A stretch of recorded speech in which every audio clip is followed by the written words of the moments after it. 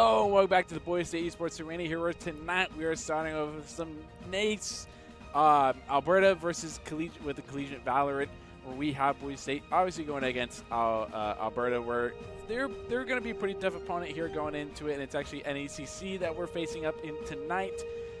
A 4-0 Alberta.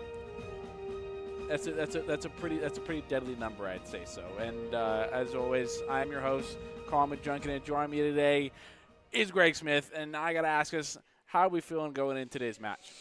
We're feeling pretty solid. I mean, we've been looking pretty good. We definitely have a decent list of our own coming up here, as we just won another game last week, and we're feeling kind of comfortable. These numbers are leveling out a little bit, but you're right.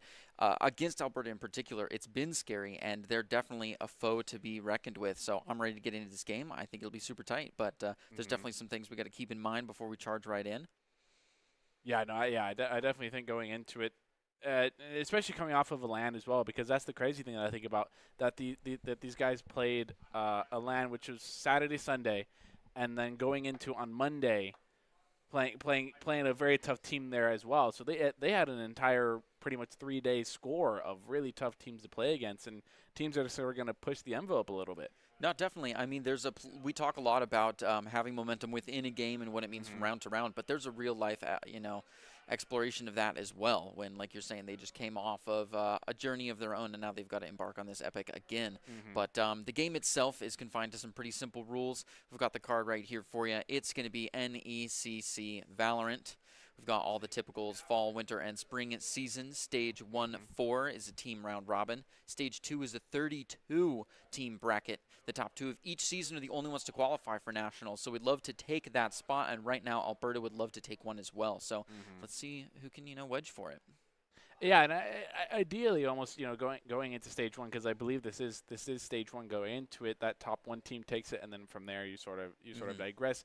But it sort of becomes sort of and then eventually you get to an LCQ, where that stage 3 ends up becoming a lot of teams that are facing off against it, and it can be deadly. But honestly, our help isn't much to them compared to what we have coming up with this next of Doc's keys to the game, which in Valorant is to focus angles, flank, know your win condition, count cards, count your ability, make sure you got that on track, and of course, as always as it is, click heads, which in Doc's keys to the game are brought to us by Drop-In Gaming. Drop-In Gaming is a per-round platform for game and seed competition. Play your favorite games to win cash and prizes through free and paid entry matches and tournaments. Whether you're new to the scene or a seasoned veteran, Drop-In Gaming has the right games or competition for you to begin a competitive journey.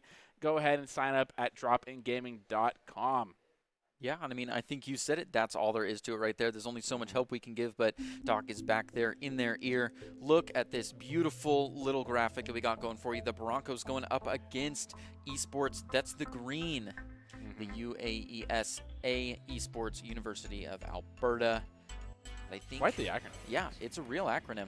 Here are the teams that we've got going for us. A very typical pick from our side with Daimyo all in caps for today. On the Omen, Skies on a typical Jet, which we'd love to see on the 3-site Haven. Rariana with a zone of control, absolutely massive from that Sentinel. Continuing on with Breach, love to play through those walls, especially on a maze-like structure here. And last but not least, the Skies, which as a Skies main, I love seeing come out. And a darn near mirror match on the other side, except for that little initiator switch out for Alberta's team. The green is going to be pulling Sova into the game, which that's just a classic pick. I mean, Sova's been here the whole time, and so has this map. It's pretty figured out. All the spots are taken. Yeah, and I feel more than anything, it's going to be those subtle things. They both sort of follow the same level of kit when it comes to initiator role. You have Sova who can do a little more damage with the shock darts, and obviously, but they both have essentially a dog with a drone and the actual dog itself. Right. I will find that we probably have a little more healing capability, even though it's not an actual role. But I feel like in clutch situations, it can definitely make the difference going into it. Jumping right on into the round, we're going to be seeing this from Boise State's perspective exclusive. So Alberta is going to be surprising us just the same. Looks like we've got some action coming out of the smoke here. Daimyo's going to take one through, but Stu and Kahu are doing well to find it. And it's a closeout. Kahu doing excellent. Picks up round 1 with a 3K. Wow, absolutely just catching on that flank. No flank guard that we saw there. Kahu getting 3-piece there. But of course, it's only pissed around. It doesn't matter too much. If they end up just if they end up getting these next two, it's gonna be pretty dangerous going into it. Yeah, we can expect Alberta to do well on this second round. What with them already having the pistol advantage and being able to buy up. Look at the graphic once again. We're going to be jumping right back into it. A little bit of technical issues that you're always going to experience when you come to playing video games. Somebody's, mouse gets flung across the room. It breaks. Oh, well, I guess I have to find a new one. But it's a heated pistol round. I mean, people start throwing mice when it gets really intense like that. But we're not going to attribute any technical difficulties to the loss of that first round. Well, no, yeah. I think it could be anything. It could be, I don't know. It could be your mouse pad filling off. But anyway, that's not the entirety of the point of everything. Okay, there we go. It was a quick little fix. Nothing too major. Right into it. A little more of a spread. Just Arcade feeling out A a little bit. A little bit of a jump into Garage. With a spike in pocket setup, so they'll have to retrieve that later. But this means that if anyone falls down, like Rariana to Kahoo with the Marshall, early second round Marshall, showing us that maybe we've got an opper that's just itching, chomping at the bit, loving to play long range, and seeing that on a jet is scary. But now they were going to walk back, grab it, start making some space. As Skies takes out Kane, setting up for maybe a plant in the B. Or no, they're going to fly right through, spearheaded by Skies. Ooh, who had the perfect read. A little bit of a dink. I respect them. Not going to go down just yet, and with no shields, you definitely can't take this Marshall for granted, even if they are super low. We already know who has the ability to take out some heads. And a good little timing at the peak there. Going to bring the numbers out to equal here, which is exactly what Boise State wants. It's a beautiful split crossfire, though, and because of it, the damage is able to be found that, Oldham walking on the close angle, just absolutely ignores the laws of angle advantage and gets shoulder shot because of it. Trying to get a timing out of it. Isn't going to get anything out of it, and now at a little bit of a dangerous position here. Sitting at 2-0. This is the first round we get to go into rifles, though. So Alberta down 2, though. They'll more than likely have some people in there that will probably have a little bit more rifles or going for the full save, though. Nevertheless, still going to be a little dangerous. Probably going to be playing a lot more closer angles depending on their buy. Once again, we cannot see it. Really from the perspective of ESU. It's going to give them a full 8. Right in already seen a little bit of adversity. As Stu was posted up, but it's the first kill. Low health on Daimyo here, but he's still finding things. Alden second up onto Kane, play off of that. Now a smoke in heaven. As well as through short and the paranoia. Daimyo dumping his kid, and Juka goes crazy to find 2. There is a heal that's come out, so Daimyo's feeling a little bit more fresh. It's an even 3-3, but now Juka finding another. He's on fire, and he's taken. He drew the short straw this turn and has to be the one to hold up the team. Last time it was a different player, but it seems like they take turns just holding down the fort. Feeling a little bit. Gonna go in good with a quick rotate over to C. Might see Daimyo go through Garage, though. No for a fact all 3 of them were on site at one point, so you don't really have to worry about anyone sitting in anywhere. Kajuto could be an issue heading on. Daimyo trying to get a timing, was looking for it, but Juko traded out a rifle for the Sheriff and is going to take Daimyo down. Looking at a 4-piece right now. It's a tough one because Aldham's the last one on the map, so he has to go where he's comfortable, and that's what's just been scouted out by the downed player. Takes one for free and is going to move back on the site for safety reasons. He doesn't need to see the spike. He just needs to make sure he sees whoever's going for it, but Kahoo is going to find him first. Taking Aldham down with a double swing. We were asking a lot of him to begin with, but now Alberta going to take round 3. A tough one because usually we see whoever wins the second round doesn't buy up and instead just uses the bonus, is going to try to get as much damage as they can, but knowing that Boise State coming clean off of a buy is going to take the round. That's not what happened here, and we were actually slated to take the round and it didn't happen. So it's Stingers overall, and we're looking for something here. Yeah, it was also kind of crazy just simply because of the fact that it was such a save round for them, because I believe I did see the Marshal coming out from the Jet and then a Spectre and a Sheriff. Yep. But then they ended up being able to free buy and go a little shopping on some of our dead teammates. And now they're at a really good advantageous position in terms of economy. And if they keep this roll on, it's going to be really difficult. I don't think Boise State is stuck into the habit of buy. buy and buy safe. Yeah. It's a tough one. That early op coming out, dare I say, aggressive to take one down fast. Boise State, after a heal, using up that Sky heal early in the round with the only ult available. Holden pretty low on all else. I think we're gonna get a full lot of healing from this. Yeah, just a little bit. Just that off shot right to the foot was a tough one. Daimyo, beautiful, through the wall, finds Jimmy to start TPing around, but it's not quick enough and it goes down. It's tough though too, because he was going for the op. Yeah. And I was really surprised they were feeling that comfortable going a double op there. And I understand, you might be able to take it by surprise. This Omen stuck in this corner piece might be bailed out by the Sova ult. Almost finding Rihanna as well. Rihanna is aware that they're in a pinch situation and is eventually going to go down to Kane. Absolutely wild that they just had all of their pieces watching each other. I mean, we're able to create this pinch situation to make sure that their man getting the Omen out of the corner was still guarded. It's a beautiful structural tower where everybody is safeguarded by somebody else. And it makes it very difficult for just 1 or 2 men alone to take that tower down. Yeah, 100%. When you're that structured, and especially with the Sobot as well, as it didn't get a whole lot of damage, but it forces you to use your movement keys and move around, which is enough distraction for really any player that it can throw you just slightly off the game. And when you get a double swing like that, it can be dangerous. Yeah, I mean, just talk about trigger accuracy. Even if he was, nose to the crosshair and crosshair to the head, there's just an error that comes with you have to wasp. We're going to see this ult finally come out. Make sure to stagger the ult so you don't have jump rounds and dry rounds.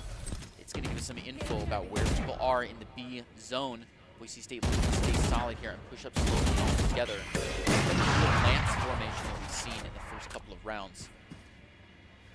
They're trying to look for a similar structure that Alberta's been employing. Keeping one in the back to watch everyone forward. A little bit of a positional just adjustment here going for A. Another nice thing about not coming too hard to his sight. We've seen so many tribulations down this row.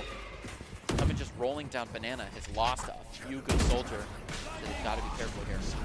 Smokes him out.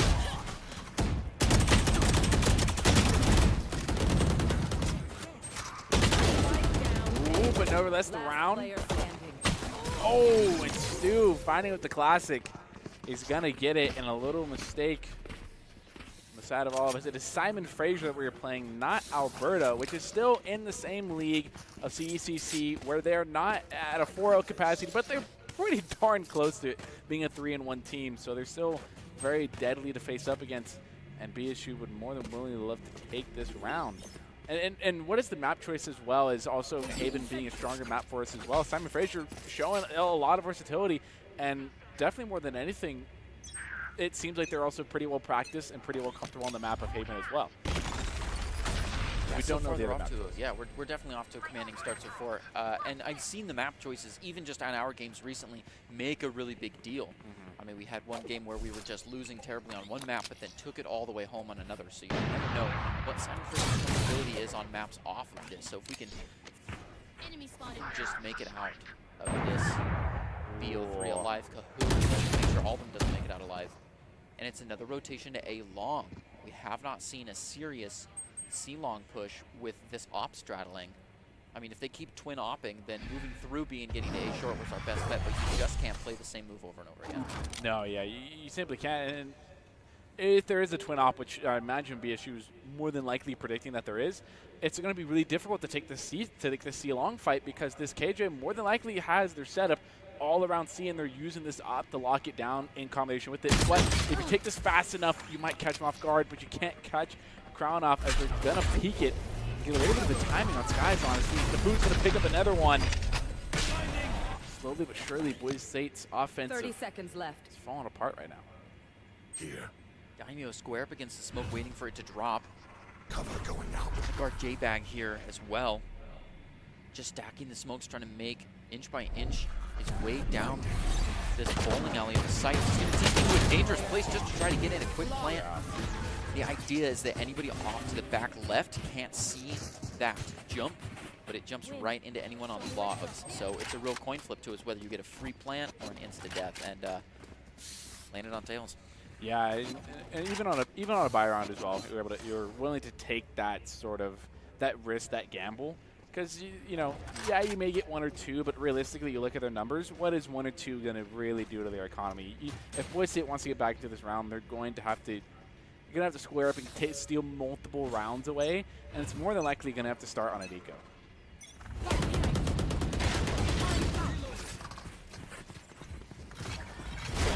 Right in. It is a western side attack for the first time this game. Pulling out all the stops, going for a C. Oh. Alden caught way off guard. Blue wall shot. The enemy reach. Trying to apply skies. Playing through the smoke. Finds one. Always spray through those smokes. No reason not to. You should run. NECC always going to be committed here. We do have the counter one that we could potentially, yes, we do counter with it. Make sure to hold a little bit of ground that we do have. And wow, Juka and this Jet able to kind of combo it. No enemy players this time. J back in this spam through the smoke. You know this Jet's sitting on top of the smoke through the garage. Autumn's going to take the peek. Checking it, then Stu does get one down. They end up sticking the plant. One enemy remaining. Plus some outros, yeah. We do get some exit frags, which isn't a horrible thing. They end up taking the round, but I imagine it's always round over kills. Yep. More than anything, especially with their economy right now. Yeah, you heard it a little bit, and they do lose op, but guess what? They're probably their Jets more than ever gonna have another one in the hand absolutely right now. Stacked. Right, when they have the money to be twin opping and throwing that to the wind, they can definitely find another one. And it's kind of the balance between, yeah, it's a good setup to get the plant, move out, and let them one at a time go for it, and you take them from a distance that they can't really go and you know, melee check before then going for the defuse. But if they have enough people to just sit on it, you have to be close enough to reply to that. So, yeah, you're right. Round over kills. There has to be one standing fair. Simon Frasier going into a clean 7 points on the attack, and I wouldn't call this an attack match.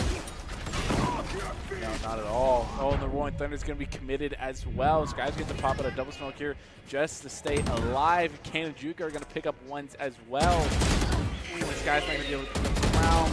They're going even so far, and the trades are working out in their favor as they have the numbers right now. Kane's going to get the final pick of it in garage.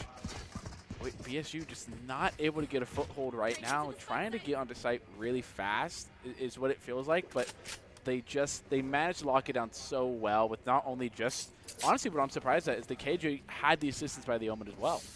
Yeah, and that's what really gives it that foothold to feel like you're talking about. Because as soon as you start losing 1 or 2 players, it's a numbers game. And when they have this kind of support for each other, when Simon Frasier can play together in such structure, you're right. The numbers game is so damaging, and you need that foothold. Just taking an early round, nice deliberate couple of kills would be nice. But here, even though we took 1, it was traded off. It's been messy. Kahoot taking another one, getting very forward with that op, playing way out of his own zone, coloring outside the lines. We see an op coming. Or sorry, an ult coming in the first couple of seconds, just shooting at those defaults that they keep catching Boise State off on. So Simon Frasier showing that they're getting used to Boise State style of play, and they're playing forward, and they're making it a little bit dangerous. And when you have such a setup like they do, where they have the economy and they have the numbers to really do that, where they can dedicate, you know, 2 people to C, 2 people to A, and potentially have a rotation around B, they can create this sort of lockdown feeling where either site you're going to go to, you feel like you're taking a major risk. And risk-reward ratio, it can be difficult to find the manager. That Diamond trying to hunt down this Jet. They know where they are in that top right corner. It's just a question of, are they going to be able to get out of it? More than likely on the peak, they are. We do have a rotation off of A, though. They might be aware. I see no reason why their KJ and Omen wouldn't be off of C.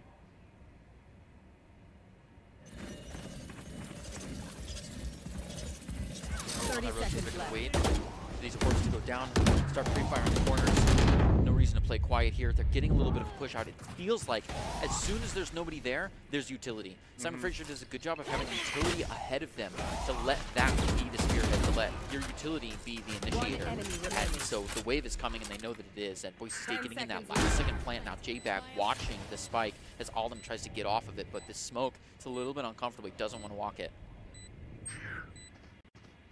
Daimyo on the close. Hopefully he can get greedy with this one. Already pinging the corner, getting ready for some kind of flash. Plays for it, not quite there, was so close. Oh, we can see see it on the slow. Kahoot takes one. J-Bag trying to play it back. Alden going to be the final one to catch it. And yeah, it took 3 people, but that's a win. That's one. That's one. That's the foothold you need. Well, it hurts definitely a little bit to probably lose 2 there. It definitely hurts, but like you said, it's at this point it is round over kills. It is 100% round over kills because you take these baby steps, and you know Boise State has managed to kind of hold a half buy sort of mentality or 3/4 buy mentality so far for the past couple rounds, and if we found a way to get in, right? We found a way to get in. Daimyo getting a really good lurk pick as well. If you keep this momentum going for Simon Frasier stops looking like such a dangerous team. Yeah, and that structure was there from Boise State as well, like you were saying. Daimyo being off on the lurk, and he captured one to the side, and it just did damage, but it was enough to make, you know, the game into a 90-degree situation, and that was too much for the last player of SFU. So yeah, let's make this a football. Boise State can't just take one free one. Wow, what a pixel. Daimyo needs just a pixel to work with, and takes a great one. Crown going to retaliate on the Skies here, bringing it down to a 3v4, but 2 different ults are open. Is the Skies ult going to be enough? 2v4 here, more than trade. Simon Frasier, all they need to do is trade here, but we need some frags here. Or so they're going to push out of garage. This could be a read. I wouldn't doubt it if they have somebody sitting in B. Waiting for a lurk pick. We're going to throw a flash. Garage is sitting there already with the trade. Spike is there. And that's a tough trade, bringing it to a 3v1. And like you said, SF only needs the trade so they can just throw their men assailing at this. But still, they decided instead to take a sneaky, just several pixel pick. Couldn't even really see it, honestly. No, the shot came in so fast, you couldn't even really see it. That was definitely pixel perfectly played by the Simon Frasier Jet. And as we get to away from 2 rounds away from halftime here, it can start feeling very bogged down. And right. I feel what can happen to a lot of teams, you know, sort of this mentality of like we're so far down that we get into the mentality of just going through the steps. Right. I feel more than anything you need to buck up, and you need to make sure you're doing almost everything perfectly, even if you feel like an op is in your face every round. No, I totally get that bogged down feeling, especially when you get caught in the loop of buy save. It's oh, here it is. It's an A round, it's a B round, it's an A, but you have to say this is basically every round of pistol round. We've got nothing left to lose. We can either lose these next couple rounds badly, or we can we can make some ground. We see Kane and Crown take theirs, and it's down to Skies, just looking to make some damage here on the 4 remaining players. He's in a tough situation over the Spike being in the middle of A, and it's just not quite there. Juka, again, from the same position we saw last round, takes a clean one. Round before the switch. And SF finds themselves in double digits going into the switch. Yeah, there's actually 2 Simon Frasier players playing that A long cubby there, playing behind double stone. That was really big because that was Ottoman getting a trade, and that was a really big eco frag into the site. But then they have Kane, their breach player, just sitting there as well, and it just feels like everything so far Simon Frasier has done, they've done near perfectly. Yeah, Boise State's going to need some clinical play here, Tyler. Ooh, that info already coming out. Yeah, that's a tough one. We're probably seeing a rotation from SF already, so Boise State's got to play fast if they want to deal with this. Let me... Oh, this guy's not even checking his angles. Just goes flying in, trusting that his friends have got the other side, the short side. Got a little bit of smoke up on Heaven, but they're already taking their positions for the plant, trying to get out of this ult. Spike gets the plant. That's 300 creds for free. Stu taking one down on a J-Back, Daimyo off the corner, hoping this is enough space. Not quite enough. Kahoot checks his angles and finds one on box. Thunder is going to disable the other few, but are not there. The flashes go through, the defuse goes through, and the final round, Rihanna is good for 1, good for 2 in the exit frag, but it all doesn't matter as we're simply 2 rounds away from losing map 1. It's a tough one, and we can definitely grab a glass of water, do a lap around the track, and bring it together for round 2, but it is looking tough on this map. Boise State has got a rock to roll uphill if they want to find SF on the other half of this map. I'm a little surprised we did not call for a timeout during there. That's it true. definitely, I mean, I'm not 100% sure. NECC is definitely a new tournament to me as well. Right. But I imagine you're allowed timeouts. So Yeah. I'm a little curious why the timeout was taken, after like the third or fourth round. Right, when you start to feel the momentum, like take attack pause and shake it out. If nothing else, switch keyboards, put somebody else on the initiator. Yep. Do a little quick roll. They won't know. They'll never know. They'll never know. Rariana take a fast one with the frenzy there, but Kahoo playing it back. It's going to be a high-power pistol round, especially Dino. No, getting absolutely timinged. It's a tough one. How long were they standing there waiting for him to press Q? We'll never know. You're going to find J-Bag. Oh, and it's all on C-side. On the run, Crazy finds 2, and on the reload sees another out the corner of his eye. He's got to work together with the last player alive on Boise State to play against it. Ooh, good trades. Beautifully done. Finally, yeah. Gonna say to get the foothold. Yeah, so this is a round 1. Finally able to crack the code a little bit. What wasn't able to do last time, finally able to pick it up a little bit. Going trade for trade, that's never a horrible thing when it comes to pistol either. That's that's exactly probably what you want to do in this. No, you're not trying to stack your ego here. Just the fact you win is all you need. It's round overkills all day, and immediately Boise State's going to find the longest guns they can find on the buy screen here, even opting to going for the hero. drain themselves out. Yeah, we got some clever things here. A Guardian, an Ares. I did see the Ares, and that's for Daimyo. I could definitely, I think, Daimyo. Bulldog. Yeah, Boise State would love to see the same 3-round head start that SFU took last half. If Boise State can make this their foothold, make this their catalyst, and get to above 5 rounds, that's a different momentum game. Rariana just jiggle peeking, just jump peeking along, ready to be the bait. 2 people on A. 2 watching the box. Daimyo, a little bit of a split hold here on the double doors, ready to rotate it at a moment's notice. So deep here right now. They have a little bit of the read. The shorty shots don't land. J-Bag's going to get one as well. J-Bag's going to get 2 before he ends up losing it. And Sky's playing well around this corner. Is going to make enough damage that Aldham's able to finish it off.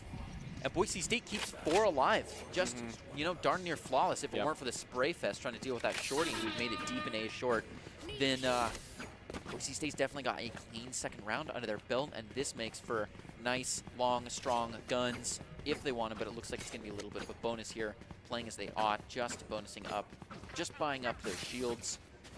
They're definitely going for a read here. The thing I do want to point out here is Simon Frasier definitely just needs to play a long game here. Yeah. Because now they're at a buy stage, and they only need 1 round after this. Theoretically, if you're talking like what should happen. Whoa! Absolutely ridiculous. Simon Frasier is going to find one, but you're right. Anti-ego was their game, and Boise State knew it, so they played forward. They played so forward, and they wanted to sweep C and through. The gamble was on, and the players were there, but a flash was taken so fast. J-Back to find one anyways amidst the chaos. But it's through the wall. They don't have a lot of options. Catches him on the straight. It's 1v3, but Raria can't hold up. That is most definitely tough right off the bat. And just want to give a shout out to the Army National Guard is a proud supporter of Boise State Esports. Top players are presented by the Army National Guard, who invites you to take your pressure critical thinking skills into real time. With more than 10 jobs offering 20K bonus, a degree of choice paid for. The Adam National Guard is the best team out there. Reach out to them at Twitch at iGuard Gaming. Not exactly, probably the way you want that game to go, but it's simply game 1. It's simply game 1. Which it gives a lot of information. I think we garnered a lot about the situation, and SF doesn't know what we look like when we're up ahead. They don't know what we look like when we're on a different map. So we'll take a break. We'll see how things are coming back to map 2. Yep. And I am very curious to see whose map pick that was. I imagine it was Boise State's. Right. Because that is such a map that consistently throughout the LAN too, we chose that map as sort of our starting map as our strong suit. So I'm curious to see if that was Simon Frasier's pick or if it was our pick as well. Right. If it's both of our number 1 picks, but they've dumped 100% of their hours into it, we could take them on a 2v2. Yes. But who knows? I mean, and maybe that's still the case, and we picked it anyways. So we, like you said, that's just map 1. That's the touch of gloves, and it really gets into it on the next one. And I'd be curious if that is their map 1. I'd be curious what our second map is. Because I noticed we played on Lotus twice. last time as well. Yeah. Which I love to see a new map come into rotation. I really do like that. And I think I think it's still a map developing effective play styles around it as well. It's getting to that point. You saw it at VCT a little bit, so you see a little bit more strats built around it. But I still think more than anything, it's a map that I feel barely now that Pearl is sort of into a comfortable state where people know, hey, here's some solid default picks, and here's an extreme, here's a very pacifist role to take. So, yeah, I don't think we know for the exact moment, but yeah, I 100% agree with you. It's purely momentum based, and more than anything, the momentum stopped for it's on a standstill right now. And depending upon how Boise State changes their mental state and sort of their attitude towards it, I think will dictate how we sort of take the second map, even if it's not our choice. Yeah, definitely so. And yeah, just looking to get right into it, waiting for that second matchup to come around. Yeah, but I like how you said, you know, we'd love to see Lotus. I mean, it's just visually, it's, you know, it's appealing. I love seeing it. And it's another 3-map, or a 3-site map, right? Yeah. Which I feel like is, it has a longer lifetime of a map. When you talk about, like, are people comfortable playing on it because they've seen enough, or is something strange going to come out of nowhere? Right? It's trying to solve chess when you haven't solved tic-tac-toe. Tic-tac-toe. There's just so many more pieces on the board coming in when it's a map like that. It's very twisty, and you can see it's kind of the way that the devs want the game to be played. Has more of like it's a very fast map, meaning that there's quicker rotations from site to site, which we get a taste of in Haven, and we had a taste of for Split, and it's almost there in Ascent, but not quite. So, which I think that would be our second pick. If we're going to play something, it'd be Ascent again. If that wasn't our pick, then I think they would take Ascent. I think also the crazy thing is somebody asked me what they think, what I think Lotus is attack or defense sided, and I simply just answered it's gun sided.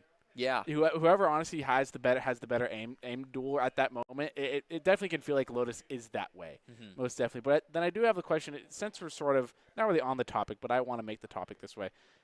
New agent. Gecko, we had this talk, I believe, when Fade came out. Okay. I'm not 100% sure. I got to talk to you about Fade coming out. So because I don't get to cast with you all the time, right? I want to hear your opinion, sort of live on desk, as you can sort of say. Yeah, that would be very live. I honestly haven't done my research. I love letting things cool off before I dive into it. Tell me what you think. I think it's definitely an interesting character. I think the Molly looks really strong. The Molly looks really strong. Like some of the lineups I've seen on Ascent so far are like you can cover all of Jenny, you can cover some of Hell and most of Double. You have some crazy lineups for B-side as well. Right. Able to cover out all of Triple. It's kind of insane. The Flash seems okay to me. Right. It feels like a combination between they tried to involve a more projectile-based Flash like Reyna's, but make it also sort of interesting, which it is cool. I think it adds an interesting effect to it, but Wingman is by far the coolest part of it. Okay. I think definitely have the ability to plant the spike, and I think planting is okay. Right. I think the bigger part is defusing. Yeah. I think not having to position yourself on the spike, defusing, and even so, like I can just throw it, worry about Wingman doing it, and I can focus on covering my angles. I don't necessarily have to fake, keep going, or sort of play mind games there. And it opens a lot more doors for mind games as well. Yeah, yeah. So I see some of the agents being like, they have a gimmick. They have something that kind of becomes of them, and they're not looking to be necessarily like, I mean, they want to be a balanced character, but do you see this agent having the same thing where you think that, you know, that Molly is going to be nerfed back down and everything's going to be equal? Or do you think they're just going to play it off the character like Neon, where they're like, yeah, she's really fast, and yeah, she has the fast lane, but that's what it's about. Like, yeah, you can bounce the shock dart around and, like, you know, I mean, people don't use it that much, but that's not the idea. So do you see this being like a balanced character, or do you see it being like a one trick play? I definitely think the Molly is really deadly simply because if you do get caught in it lacking and you're not aware of it, you can die almost instantly to it. So I think in that regard, they probably will nerf it to where you probably won't die instantly. But I don't think they'll nerf the radius. They might nerf the activation time it has. They might nerf it to where it puts you really low. If anything, I was expecting more of an effect. I thought, like, if you get caught in the effect, sort of like Fade's Decay, I thought it'd be an effect of that way. But I guess they didn't want to be too repetitive with their character abilities. I think the ultimate's absolutely insane. Yeah. I think the ultimate is absolutely insane. The fact that it's essentially a lockdown in a confined space, and it's AoE and not direct contact, I find that insane because I think if you pros are gonna find a way to coordinate with that, and with that ultimate, it almost guarantees you a number advantage at that point. Yeah. Because if you're able to round that corner quickly, if you're able to flash, take that person out of the game, and then just get this like instant easy, like, oh, you're out of the game. Because even if you do flash somebody, you have the chance they played anti-flash, they dodged it, or they're just gonna spam your head to death. Yeah. But now it's sort of like you don't have a chance to counter. It's over. So you were right. You were right. Getting into the main stake of things, it was a sin. We just don't know if it was ours or. Yeah. Unfortunately, we're not going to know until we really get into it. And unfortunately, we're not going to have any new characters on the board. We see a very similar rollout and a very typical rollout as of this map for Boise State. And we see, and like oftentimes we see really good teams playing against each other. We see a mirror matchup here.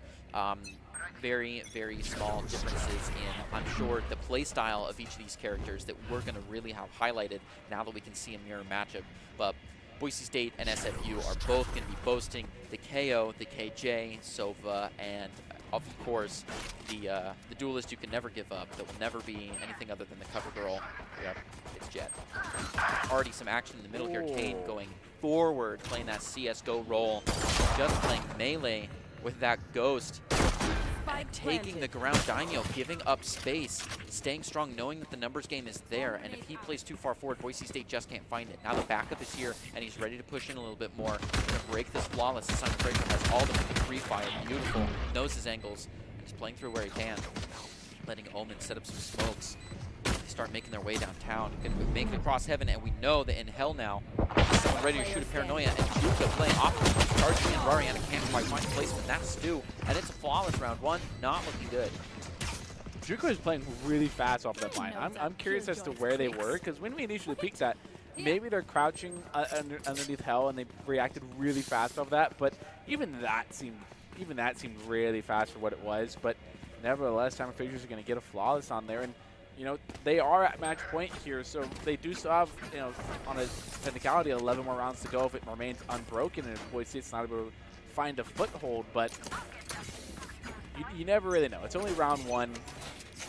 We've got to see the rest of the game. Guys are going to be able to get out of there just before the KO knife suppresses. Yeah. Suppresses now off, and they weren't able to capitalize on it. SF did get some damage out though, and it's a strange situation. We see these KJs played kind of almost as the spearhead of the pack, where their utility is used to check things out, right? Because it's usually the Sentinel is there for once you own a space, really locking it down. But what they're doing is being aggressive about it and locking down a space they don't exactly own yet, and making sure that Boise State can't push onto it. And that's exactly how Skies, the main duelist, lost half the health on a retreat. Was playing into a turret, which you don't, you know. Yeah. I mean, by I think dev standards in development, they didn't expect to play that. No, so we see Simon Frasier playing kind of cutting edge setups here. The only come from studying Kahoo, playing fast. Find Skies in a Jet v Jet loss for us, Stu, with a whole lot of extra hits on J-Bag earlier in the round. Takes it down. Simon Frasier still retaining their badge. Oh, not anymore. Aldum finds one before going down to Stu. So they lose their flawless. Now Rariana playing solo up on heaven, looking for something here, waiting for this to go down, watching the angles. Hoping for somebody to get antsy and hopefully push into the smoke. Not knowing there's a classic and a right click waiting, but Stu, ever so vigilant, is going to wait out that smoke and get Rariana as soon as they found a knockdown position. Simon Frasier now is sitting in a rather comfortable position right now. They're sort of, hey, we're just going to do our damage round. We're going to do what we can, and you know, if it shakes out the way it worked out for them last map as well, they're going to put themselves in a very advantageous position. But you know, on the account that they've hit A twice now, are they going to hit a third time? Are they going to hit B? Or are they going to split down middle? Honestly, if I'd make a call, I'd split middle and split B. Some quick checks onto A, as well as a little knife trade going on, and wow, the entire pack was caught. So I'm surprised they didn't call for an instant rotate, as it looks like they're doubling down and playing forward onto this place, even though they've already been found out by a beautiful knife shot for RKO. This guy's dashing all the way into that corner. Making sure they are locked into that spot. There's no way Nobody would check that. They're trying to get the audio cue. And we do have it sort of on lockdown here. Daimyo is going to play either A, you notice the sight lines we hold right now. We are going to know whether or not we do see the pings that we hear footsteps over by B. The knife's just going to make sure nobody's there. We do see one person there. Yeah, that's the nice thing about, you know, dumping that knife the first 5 seconds is that you can go back for a little final check later on. It's going to be another 45 till we get that knife back again.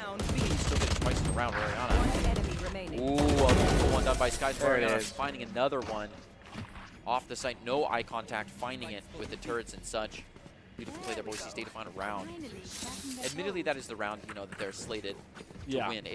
But it's just good to see that coming through, and Simon Frasier was able to take those other pistol rounds earlier on in map 1 so cleanly, and we honestly didn't make very much damage during the last round, during their bonus, right? Only taking 1 down, so it's good to see this coming back.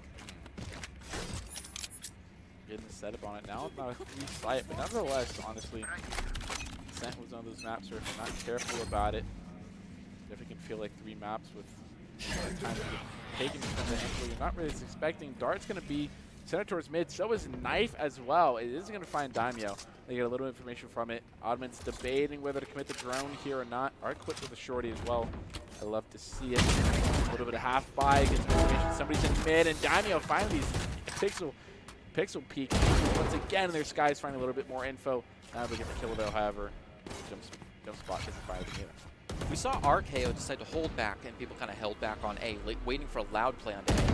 And then after it wasn't there, they threw the knife anyways and checked for a quiet play on A. It looks like Boise State's realizing that Simon Frasier kind of tells what they're getting into and is relying on their brute force capabilities to find these kills. So now, playing a little bit more tricky. People do find Skies, but Daimyo to hush the push on to B, as we know it's going to be there.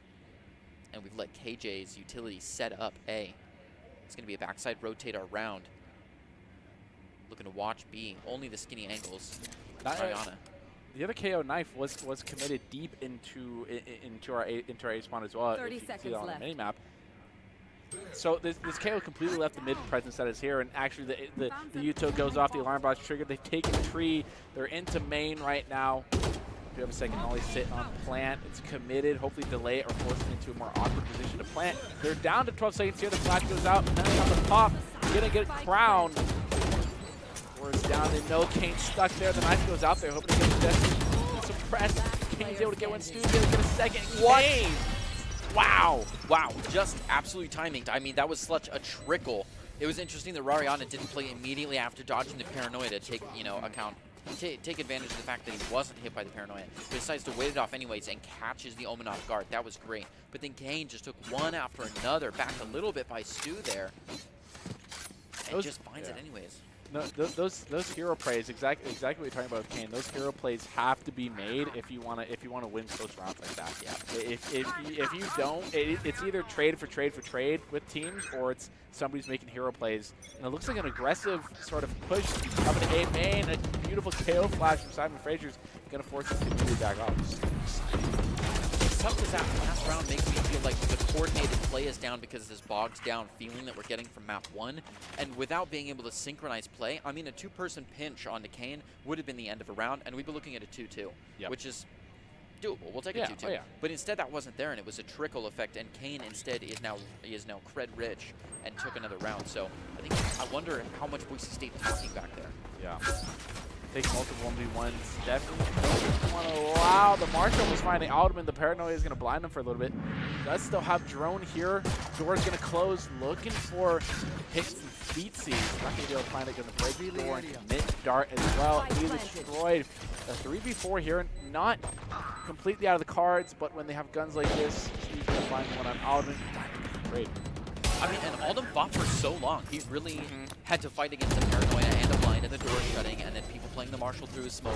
So he did well to hold that for a while and make that 1v1 into a trade later on. For that, you know, we applaud him, bringing it down to a 3. Daimyo looking to take care of something still, but it's not quite enough. Rariana can't quite place it, and Crown and Duke could finish it off, bringing it up to 4 points. Pretty well myself. And look at that ult economy too. We know Simon Frasier, when they're comfortable, will dump ults early in the round to get some, you know, gimmicky kills. You got to be careful not to play too default as soon as Simon Frasier has the ultimate advantage. And yeah, I imagine that depending on how the Omen wants to play it, they could potentially technically use their ultimate. I do see Skies busting out the operator. I do like to see that, seeing a little more getting a little more comfortable with how they're going to play things, going for the mid peak as well. And what we really love to see is this combo, this clue setup, the weapon. Ooh, there's going to be Sova.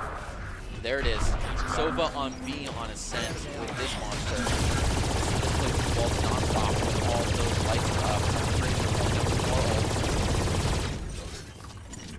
But still, minimal eye contact. We have not seen a lot of damage either side. Boise State kind of like easing off the gas in space. Run looking for some kills, but just can't place it. Skies gets a beautiful op shot though onto Juka. You know, I would not be surprised if we didn't see the Sova playing for post plant as well. A double flash is going to find J-Bag's eyes and take him completely out of it. Daimyo sitting in Boathouse right now, trying to find something, going to take a fight into catwalk here, finding things, ran the angles, trying to get anybody that's sitting in that common little area. The knife is going to find Daimyo, suppress him for a little bit. Luckily, they don't get a smoke before it out, and yeah, you just don't have time to get onto the bomb here. Probably trying to get an exit trade on somebody that's trying to get their way out of there. A last second just fly bullet is going to find him, but two get off the map, and Boise State has nothing to show for it but an op and a couple of kills. And it's tricky there because he's just J-chilling in Boathouse looking for someone to knock on his door, but it's never there, and they just absolutely vibe on the mud, letting it count down and almost make it out of there alive if it weren't for the incredible 180 no-scopes that Daimyo pulls to get some exit frags before going down. And once you get knifed there, it becomes even harder then, because now they know you're sort of there. And while Daimyo didn't have like a whole lot of abilities that would change how he takes a fight, but it's more or less the fact they still know somebody's there. And if you're not immediately peeking off that knife, they're guessing you're either stairs or boat, and from there it just becomes incredibly more difficult. Boise State on the buy save situation, deciding to go for the most disrespectful save that they can find. Sky slow walking with the op. It's a scary situation. You don't want to be caught by the shoulder there, but everybody else is holding onto a Sheriff. Brilliant. They're going to be trying to hold this one from a distance if they can. All of them getting as far from the point as he can in that direction. As FF undoubtedly is moving on to B. Rotate, but Boise State looking to get some flank out. It's okay to lose the man in back. They're closing in from the front. Spike planted. Guys, trying to find anybody that's lurking out here, still in main. And with danger angle, honestly, there's that little cubby right off the stairs that you're not able to find a complete sightline on. Raviana might be able to clear it. Wait a little bit here. Plant is down though, trying to find the shoulder angle to get a pick on it. He's gonna find anything. Oh, Raviana finds the stew, but is able to get the pick. Now they have a lot of control on front, and Simon Frasier is locked into this side. Unreal. Remaining. A great classic ult shot. Gets some head there. Oh, but it's so close now. Boise State, KJ and Duka just took one, but it's a melee to end the round, and Rariana just has to jump in to the... Oh, I don't think that's it. What timing. Rariana go down to... Basically went down to Juka's alarm bot there. Yeah, To pause out. and those swarm nades honestly blocked out a lot of the sound as well. I didn't really think. No. I feel like I couldn't even hear the bomb. I didn't think they were that low on time until it was on, but lost by probably a whole second there. Careful. Interesting. It looks like Skies is banking on the knives this round after they just clearly saved, and now they've got all shields up, save for Aldum, and they're just packing in a shorty. So I'd love to see some dynamic jet play here. Wow. Adding that second little bounce there. Nice going to be committed. They're a little bit more the kitchen marking side of B. Some smokes are going to go down. Oh, and Skies right click, but isn't able to find the RNG click either. However, still 4-4, still even numbers as well. J-Bag and Daimyo still taking this fight in mid. Able to find the pick though, and they know one more is in the back sight. Molly is going to flush J-Bag out as well. Not able to pick up the kill, but it doesn't matter because Rihanna is going to pick up 3 this round. Yeah, what a shutdown. People playing well in this zone here. And I mean, I think a lot of it is just information capitalizing. Like, after we had that alt fire go wrong in the middle, that was the catalyst to play off of it, and they didn't let that just be, oh, well, we lost a player and now we're down. They kept playing off of the contact, and they, took the pace of the game into their own hands and found a second point. A second point is still just 0.2 against 6. Again, they've got to make this their foothold, so it's another up by getting the off out to the, that knife player who didn't have anything last round. The only thing, yeah, knives are committed. They also have lockdown. They also have Hunter's Fury. We have the equal amount of that as well. We also have a KO ult that can stop. Okay, this could be a fake. Oh, Rihanna finding an absolute dime of a shot on the Guru. Not able to get it. Doesn't even get pinged by the drone as well. Gonna hide behind the blocks. The alarm bot is gonna be deactivated due to spacing. Oh no! Uncomfortable spot, caught in the reading dart there. He's going to find 2 and Crown as well, and neither of them through that info dart. J-Bag coming out as the last battle, and not quite going to find it now. It's all up to all. He's got 1 in hell, 2 behind Jenny, and 1 somewhere else. But it's not enough, but the pinch is all it takes, and though all of them takes 1 to the grave with him. 3 left alive, finds Simon Frasier's 0.7. A really good timing by Simon Frasier as well to use that flash, because immediately as that flash went off, it wasn't the KO that peaked, it was the Omen that peaked, as well as the KJ that peaked as well. So really good time by them. Even with such a lead and such a commanding force as well, they still managed to execute these timed plays, which is a key story to tell for a lot of quality games. It is, yeah, no, it's critical. I mean, the timing is all there is to it. Once you get high enough up into the Pro League, 5 guns isn't enough to play against 5 guns. You have to have them coming together as one big monster. 2 hostile agents detected and suppressed. Oh, J-Bag tries to play tricky with it, but there's only so fast you can move out of the corner, and that's been calculated. He gets caught. Daimyo with the Marshall. Hanging out in mid, being the foreman of the group. As Boise State closes in behind him, but the spike is already down and counting. SF has got their sight on lockdown. And a Marshall shot just pre-firing some corners does provide a good distraction to give Rariana a free one. All the info's out now, and they've got to close in on the situation fast, coming in through tree as well as through the front. No eyes so far, 1 in hell, but the clock is low. Gotta play onto it. Skies finds one. Shock dart lamps as well, and once they get the information on their KJ dying as well, they kind of understand. All right, probably everybody's pushing out from the flank, so we don't need to really worry about this. We're gonna swap roles. Weirdly enough, the turntables turn, and you're gonna be attacking from there, and we're going to be defending from hell and heaven. So that's an extremely difficult situation to play off of, but still finding the 2, I think they got that round, and the save round, it's value that they got. I am everywhere. Here. Daimyo readying the pre-round. He's already got the pings out. Ooh, a lot of footstep coming from a rotation out as Daimyo's left the only one on B side. Something telling him it's going to be a lot of pressure onto mid and A, and sure enough, Rariana already feeling the smoke. Spider side, alarm bot triggered. Got to react to this. Once they shut down the big push, all of them trying to play with it. Just set some holes in the lineup back there, sent people running in skies. Looking to catch those on the retreat. SF now down a player because of it. Boise State health bar looking full. It is a nice, quiet, meticulous style defense here. But it's not passive. Rariana going to make a trade. Territory well finds 2 for free. Feels a different team. This is so clean. No tack pause, no timeout, no break. Things different from J-Bag.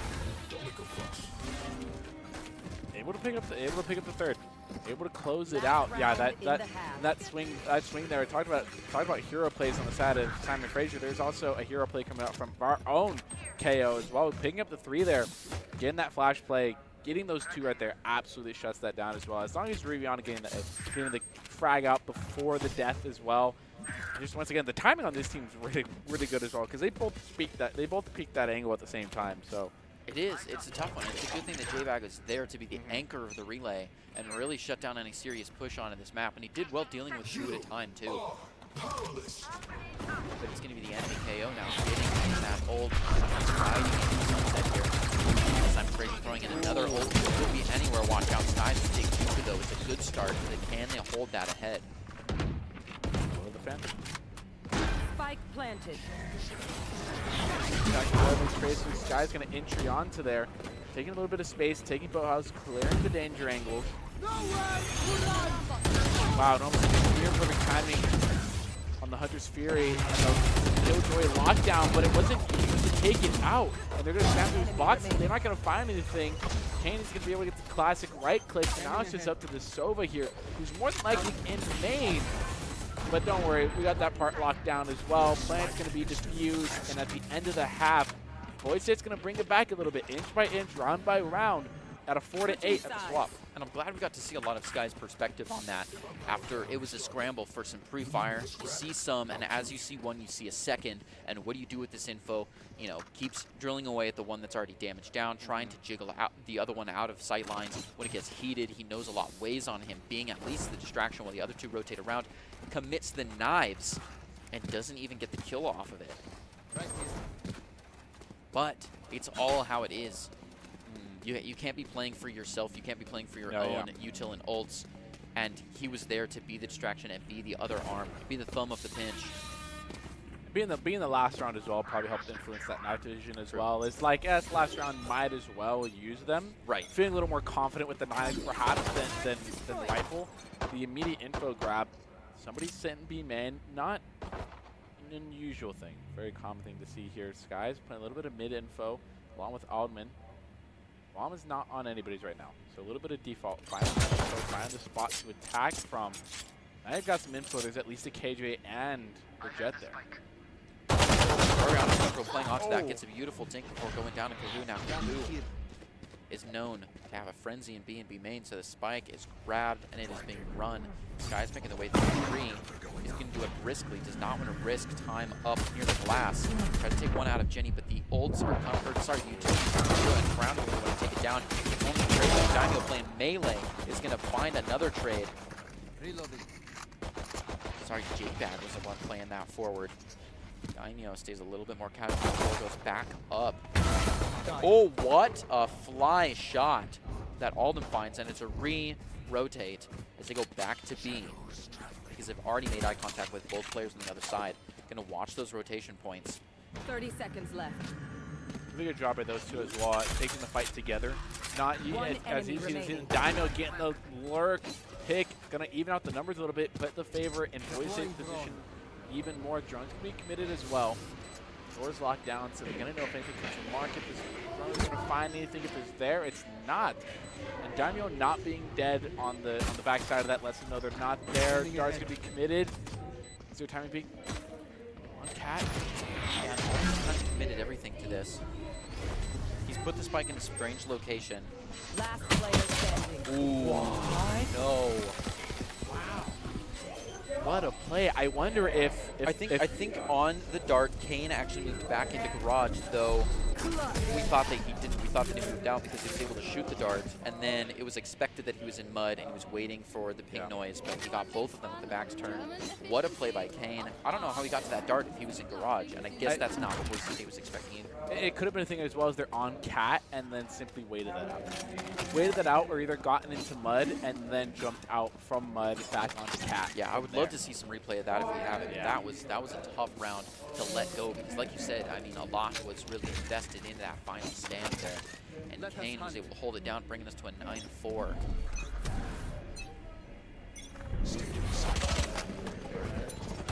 5 rounds, looking to get fast game. Cheeky picks, gonna force a little bit of damage, taking the KJ. Molly goes down. Oh! All these players here. Oh, able to get the double trade there. There is one more smoke though, we know that as well. Wow, Simon Fraser playing a very backseat defense there. It's not usually what we expected them, but they did not respond to all the rushing and dashing in over the util, and instead let the 2v1 be peeked onto from the mud. And did it go well for them? You can't say for sure. It's now down to a 2v2. Try to throw a paranoia, but it's not quite there. Alden getting a better position for it. Placing in, and he finds so many shots to the body, but it's not quite enough. That might be all the damage he needs, so Boise State knows that Rariana, playing against his last player, absolutely on top of him, might be there, and there it is, all the reflex that is needed to get a final body shot and close things out with the Stinger. Okay, we know the drill. Somebody give him that damage all it takes. That Omen also pulling out sort of the Ferrari peak as well. That was Right. a very fast Dry, peak. yeah. They winded that one up. They took the 2 steps back and then went the other way. They use that TikTok flick that they had there. Yeah. That was an absolute.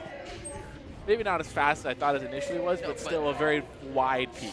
Yeah, very wide, very dry, nothing else to run. And we see it again here. He does have the smoke up, but there's so much on the line and you're so low health. Right, when they start penciling your health in red, you've got to take your peaks a little bit slower, wait for the smoke to really pop up. But the Crowns will go down because of it, and Rariana to capture that 5-9. Spike down A. Being able to find one. Yeah, sure, I believe it's able to find one.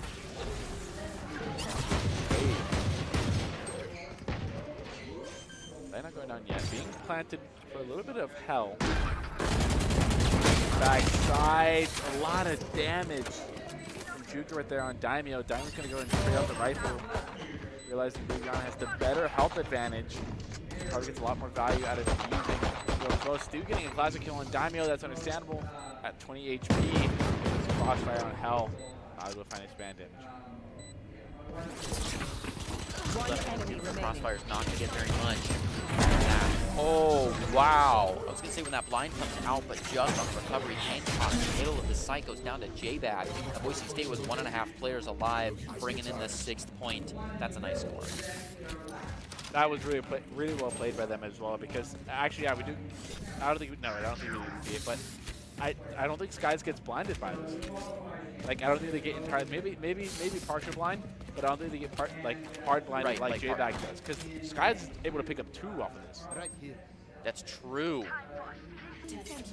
That's true. So I think that's a really good crossfire that was committed there. Yeah, and it's difficult to have that where they're watching each other, they're watching the same zone, but not enough that a blind destroys both of them. So good technical play there, picks him up a free 3 kills, and that closes out a round. And this difference, though Simon Frazier's ahead, Boise State's feeling a lot more comfortable here. And it could be because this is their map pick. It could be. I mean, because we haven't seen any wacky situations with guns or with agents. It's been a slow and steady, one for you, one for me. We were in the process of getting it ready for a big event. Now we're in the process of getting it ready for another big event. We're going to hold the high school state championships here in early May. We're going to hold the Mountain West championships. Knives are out right now inside of Simon Frazier. Which could be dangerous. But this, Dart? use your imagination. Dart committed to either site or back. It looks like it's head. I think some of the abstract stuff. Wow, J-Back getting the aerial shot on him, but that's an achievement. Boise State living with 4.5 players here playing instant knives. And an onslaught coming in. Brown gonna go down and Kane fast with it. No, Kane finds Rariana first.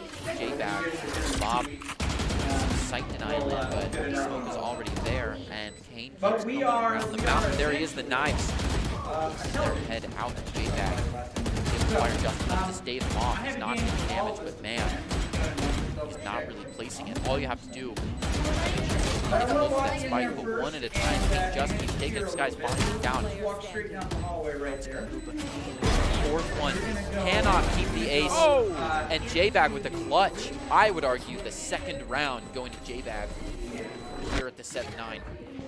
Yeah, the second time that we've seen J-Bag really kind of come out and do the extra amount, really pull the extra amount off, which is so critical for a lot of these things. And the Skies, or not Skies, the Jet used the last bit of knife, and then KO ulti comes out. They really wanted to make sure they had this round, and I'd be really curious. I can't really see it in the pip right now, but I do believe that's not good numbers that I'm seeing on the side for the eco. So it might be a little tough, so they really wanted that round, and you know, on the side of Boise State did a really good job of J-Bag clutching it up. Yeah, J-Bag's so comfortable, so strong an anchor on the defense. I'm honestly surprised that he kind of plays the, you know, the initiator role, and a very dry, I would call, initiator at that, with a very CS:GO style play here. Whoa, Mariano making a little bit of eye contact there, but is able to recover from having the empty hands at that contact. Finds Kane playing very fast on his B. And if nothing else, that's just information for SF. So Boise State decides that they haven't committed too much and goes to the rotate, so they have a fair game somewhere else and take a clean 5v3 here, save for a little damage onto the KJ. Wow, absolutely nothing mid. I was fully expecting something. Okay, just as I say that, a little bit of timing. Somebody going to go to peek mid with Sheriff.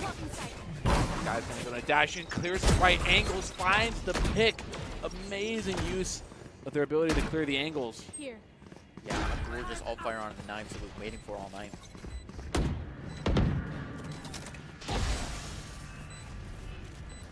Aldum now hanging out in the default spot for the head. A good flick for it, as well as a crossfire going to come in. This guy's taking on the Juga.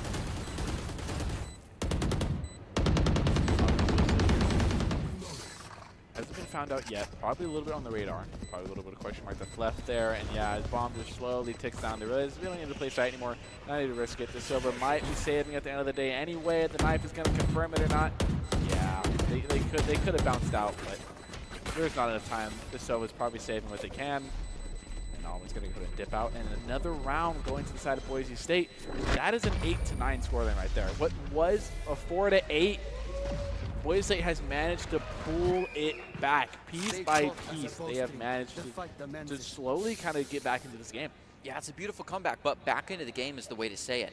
We're still below in both rounds in this map and maps in this game. It's still a boulder to push uphill here. Finding another couple of points and then bringing it together with map 3, which you and I suspect may be a pick from SF. Yeah, 100%. If it is their pick into game 3, it's even more. It continues to be the uphill battle, like you spoke about. It's going to be something that Boise State is going to have to have a lot of fortitude to get through it.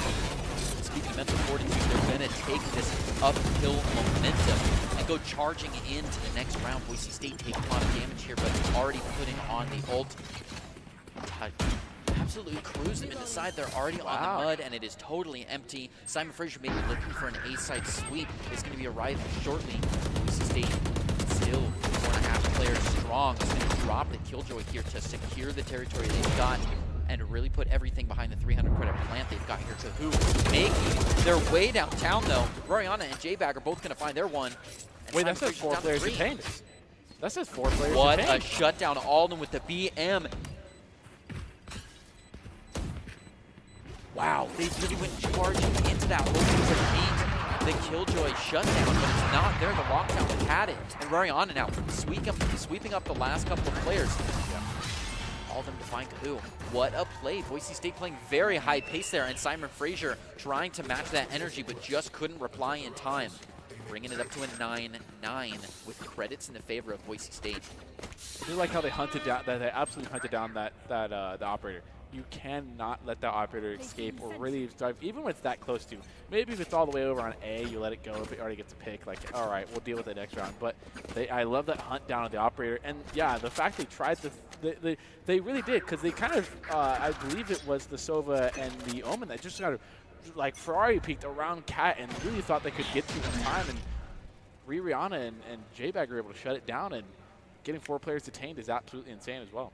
Back to a nice solid default style play. We've got kind of a one stacked behind each character on either side, as well as one holding the spike close in hand. If anybody goes down, it's not a lot of info dropped, but we've seen a lot of this kind of B-sided mid play earlier on, and we've seen it go wrong and we've seen it go right. So just very steady, looking for some clinical style play here as we get some pings down mid, maybe some sightline from one of the defensive players. It's going to be a high dart, just looking for a little bit around the corners. Again, not much info. It's a quiet style round as the attacking Boise State leaves the spike far behind for Omen to pick up.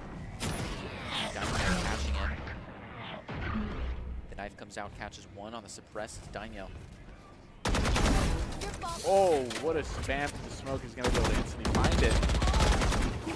Stinger, even though it's still up there. credit's a little nerfed. It's still worth every bit you put into it. This guy is going to be able to get a refrag. Take out Crown, give them the number advantage as well. Boss is just not going down, and Sky's going to play a cheeky little angle down. Yep, Sky's just checking everything out, then making it their own home as they hold out on the hill. We've seen that go wrong before, but we've seen it do beautiful things too if they can get some kind of crossfire. So Sky's going to switch sides and send this crossfire. Daimyo making all the calls, gets a good trade off of it, and they're ready for the drop down. Aldum, just an extra player, does not need to show himself, but goes for it anyways and catches the other side there. A beautiful three-way control crossfire here, but Aldum caught in the knife is going to go down now. Sorry, Stu caught on the knife, finds J-Bag. It's so hard to get over to the spike. Sure enough, not a chance. Sky's looking to make it out of here alive with their 3K and a gun in hand. 10v9, Boise State has made it uphill and surveying what they're ready to take home. It was the first time in a long time actually we gained a sort of foothold. I believe technically you could call the first round the pistol round, being when Boise officially took back the lead, but then after that it sort of started turning back into SFU favor, and I feel really now more than anything Boise State has regained a lot of the control that they have wanted previously, and they've done that through consistency and perseverance as well. Yeah, and no tack pauses. Exactly. It's been on the fly communication. Boise State now feeling good on credits and rounds, but they've got to play together and play hard to keep this edge. They are down in ults, and it probably won't be the difference. We're seeing that ult come out for the TP side. A little bit of a scramble here. People are a lot more split up than they were last round. They're going to be regrouping in mid, looking to make their way through a tree onto a site. Already the smoke here on stairs. Glass. Trying to climb the facility. Not caught in any off bullets. Spike down. So their entry, but now it's getting heated. Nowhere to run! Still being committed. Could find Alden. Yeah, Alden's real. He gets found through the wall, actually. Guys able to get one, but who's there to immediately follow up? Operator. Oh, and Rihanna is just not able to find it anymore, and that's going to be Simon Frasier tying it up at a 10-10 here. Yeah, as much as we love to say, you know, Boise State kind of slowly started making it back and finding the way. Simon Frasier is still a very competitive team, and actually there it is.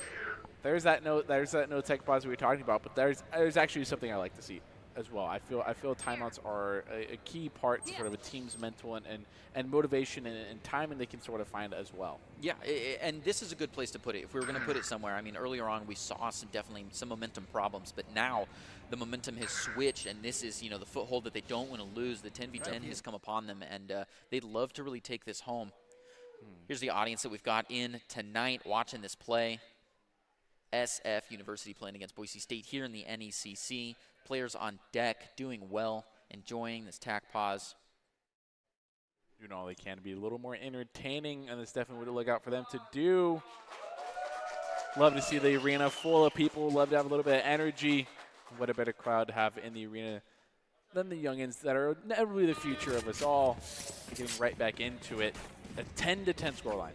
It's a close one. It's a close one, and look at these ultimates close as well. And that ultimate was honestly the deciding factor of the last round, as we saw the Sova just play straight into the default like he knew it was going to be there. I don't think we had any eyesight onto where that plant was, but predictability is a lot of Simon Frasier's play. I think it was front side gen. I think it was like default. Yeah. So yeah, they definitely put a guess there, but it worked out for them in their favor. Reround and finding the head of Mateo. Go down now, making his way over to the door, trying to lock the place in. We don't have anybody in tree. All of these darts coming out there, so worried about Raps hiding in the smoke. Killjoy coming down to the enemy through the walls. He doesn't have any bear spots on site. They've got to evacuate, but they're looking for him ahead of time. He's not going to be there. Aldum takes one, but he's being under fire, and now the spike is sitting in the middle of the map. The win con has changed. They have to get out there. J-Bag and Co detained, and he's still in hell. He can't last. At least they were nice enough to not knife him. I'd like to see Daimyo with the rush out, realizing that J-Bag was sort of the last one there. And I wonder, I'm not sure if Ottoman decommitted from the Sovo, or if the knife that was committed by the KO stopped it. Oh, okay, here's the single challenge. Do they stop it? No, they don't. They're able to get out, but also a re-hit. Oh, yeah. 30 seconds left. Rariana with an early re-hit, gives a little bit of a way as he plays too fast, and now they can't re-hit. They've got to get out of there, but maybe that's the gimmick because Daimyo didn't really catch up to him, so now they're going to be making the rotate to mid to B side, and it would not be surprised if he wants to jump across. He's not even going to risk it with this angle. A second jump. He doesn't want to see anybody, but it was too close. The second jump was too close to the outro, and Kane is going to find him now. The wind toss changes again. He's got to get out there, but they've got him on the timing. Kane just shuts it down. A beautiful understanding of the map and typical pathing. Finds Rariana on his way to short peek that corner, and Simon Frasier finds point 11. Boise State would love to find this a tie, right? As we get up into the double digits, the game kind of changes a little bit because there's a last round, but if you can bring it to this 11-11 situation, then over time it starts to become this hindering cloud behind you, and you don't want to be playing on a map like this all night. So Boise State needs to get a clean 3 points here in order to walk out with, a non-overtime win. But Simon Frasier only needs 2 more. The win condition always kind of stays the same. They're able to get past this one-way here. One-way sort of block the high advantage as well. This guy's going to go in, clear the right side, and just sit and smoke a little bit. KO's going to find one on Altman. And that's going to get into smoke, not find anything. That's slowly damaging J-Bag. Sort of just spamming. Nobody was shooting at it. Yeah, and Skies was able to create an output very fast, but it was a risky play that didn't play off very much. So now they're hoping to use this outpost to find someone just playing low, gets caught by just the corner of the paranoia. Juka, Kane, and Juka again are each able to find one. Boise State with 1 player left, caught, and the smoke is going to go down. And I think it was just a little bit overextended there. Boise State just went charging in, trying to get something early, trying to get an early advantage on that round, and it just quite wasn't there. Sounds great for them to take point 2. Now here's the really difficult part of it all because Boise State's just gonna pour everything they possibly can into it, every last credit they can possibly squeeze out because Simon Frasier's in this sort of comfortable spot. They're in a 3-round winning streak. They're not hurt for any eco. They have KO ultimate as well. I'd be curious to see how close we are in terms of point wise. In terms of so we're 1 point away. So actually, I could probably see us playing orb wise. For re-rounds ulti, because that could be the sole factor into giving us a lot of room and a lot of position into a site right now. A little bit of an orb train to try to get it, but they are expecting this big A push, and Simon Fraser is willing to put everything into it themselves. Going to be advantageous or de-advantageous for Boise State to take this fight. If that one way to drop, but the timing is good, and they're already throwing other things out. Ariana giving up a little bit of information to find some of their own. Swamp Grenade, and we're going to see the owl come around. Another flavor of the dog, of the trailblazer from Sky we got earlier. Looking to play a lot more clinically here. Boise State can't take a mistake, so a big risky play like we saw last turn, just grasping for something real Hail Mary play just isn't going to work. They did give the old point to J-Bag instead, which means they're 1 away from the ultimate. Hail Knife is going to find Daimyo sitting in this corner here. They don't know exactly where they could clear it. They could expect Daimyo moved out of it. Walking up Cat here, clearing all the angles. Clearing up short, trying to take this tree, trying to take this tree fight right here. Daimyo's going to throw it on his teammate. They're going to find one. They have a lot of info now. It's only 24 seconds left. Bring a little bit anti-flash. Smoke is going to find a timing on Kane. That's the number of advantages going inside of Boise State. Ultimate's going to go down as well. No, it's not. It's actually going to be big. Number of advantages going to go down as well. They got to secure the round. They got to make sure they keep pushing through. They know where Stu is. They get Stu. Now it's just a 4v1 with an operator. That's all that stands in their way. To take these fights correctly, there's simply no way to lose. The alarm bot's going to go down, and they're going to try and box in /Jet. Yeah, 0 players detained. Gotta be careful with this one, Ariana. Just doing a little circumference. They're looking good so far. They've just got to wait this one out. I'm sure the op is saved for next round. No. Wow, gets an exit frag out of it too. You can see the team scrambling now, trying to get a flank, trying to get some type of positioning out here. Once again, you kind of you want to make him hurt here. they are going to lose the round, and more than likely you're trying to exit frag out to get this op out of the way, if at all possible. But it looks like now it's not going to be able to. It's just going to have to be something you have to deal with going into the next round. We do have J-Bag's ult as well. We do have the shutdown, which can be big for opening a lot of sites, as I believe they don't have a lot of ultimates to their advantage as well. And at this point, gun advantage is here as well. So if Boise State takes this round, it's for sure going into OT, which means they have to win for 2 more rounds. But of course, Boise State has to win in order to push into the OT here, very end. Finding one in the knife on A short. Boise State playing very together and watching this mid area. Looking to play up just a little bit, but some action through the walls. It's going to catch J-Bag off guard. Smoke mid, just enough to make a rotation. And Boise State now pivoting to play through tree and long on A. And his ult is going to be the countdown. Fox synchronized and they come flying in. Boise State grab this last win of the Poe, trying to shut them down, find 1 kill. And they get it. 2. 12-12. They start playing on fairer ground.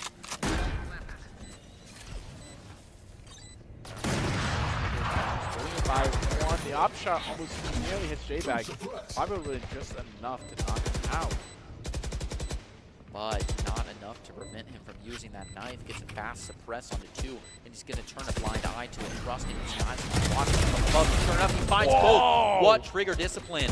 What spray control? Wow. He's going to find 2 of them, and although one goes down to Crown in the last second, Boise State secures the 12-12, looking at some overtime here to bring it to a 1-1 on the map and play a 3rd round. Can they do it? Wow, absolutely beautiful spray transfer right here. Yeah, this suppress right here sort of forces them to take a second back, forces them to recollect their thoughts right here, and unfortunately for us, it pays out really big for Skies right here, finding 2, and then also getting 2 in the back as they enter out through the back of the site. And yeah, it's just played beautifully. The paranoia is played for the back of Jenny. It's absolutely denied. Need a drop. Beautiful round committed there by Boise State. But now it's OT. The nerves are higher than ever. Now it's sort of a thing. You're in match point. You know, you can't really. You don't want to lose this map. You don't want to. You don't want to lose. You don't want to lose the whole thing of it. So you got to play these. You got to win by 2. It's true, yeah. In for a penny, in for a pound. But now the cred situation is a little bit more public, and they love to secure this one out. Boise State dumping all of their util, all of their static style util onto A, as well as a knife committed, and it's playing very backseat. Skies being forward, but everybody else just kind of holding position, waiting for Simon Frasier to make the first move. Rariana, short angle here on Heaven, and Daimyo doing just the same. I also love seeing Skies take such an aggressive position. Yep, the alarm bot goes off, all the information goes there, the second smoke, and an immediate rotation by the entirety of everybody. He's still locked down. So you get a little bit of information into where they probably are. Spike planted. You can feel things getting sticky. You can feel the tiredness of the round taking its toll, as we don't see any more jiggle peaks. It's all static style gameplay, just trying to save every ounce. Simon Frasier making their way onto site, all little bit of damage on Rariana, but other than that, nothing to show. Really not quite finding his plays. The lob a little bit short. The TP is going to get them across for a little bit of a crossfire, but Skies with the op low on the health. It's got to be careful the way they play this, and look at this pacing. No double peaks means slow by slow, 1-for-1s, just dropping players. And Skies, the last one alive, is going to have a tough play here. It's not quite going to happen. 20 HP, peeking into the triple peak as well, as long as one person out of screen just spam that corner part looking for it, and on 29 HP as well. It's a tough one with the ADS too, because you can't, you don't want to dry fire the op at 3 people, but you also don't want to be peeking with, you know, a quarter-sized, you know, zone of control in your vision there. So it's a tough battle to fight, and there's no reason to save.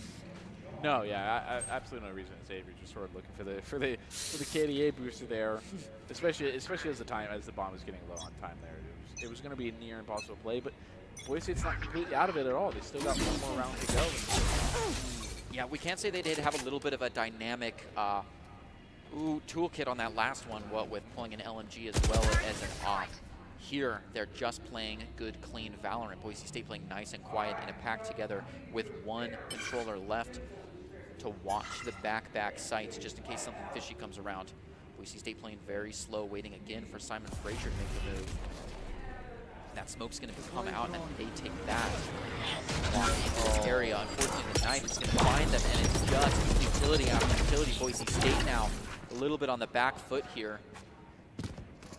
Daimyo, who was a lurker, is now spearheading the pack as people kind of pushed out of garage, looking for a little bit of a re-hit, but Cahoe is going to find one straggler.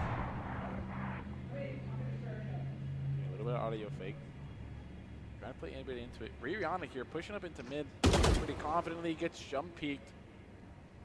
Expecting somebody's going to come out from a flanking angle. Smoke is going to be put down by Daimyo, giving a little bit of cover 30 here. seconds left. Paranoia making the boat out.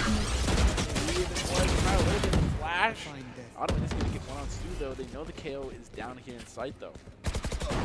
Yeah, J-Bag makes their jump into the mud, and they're going to have a player to help them, looking to clear things out and send a knife onto the backside entry.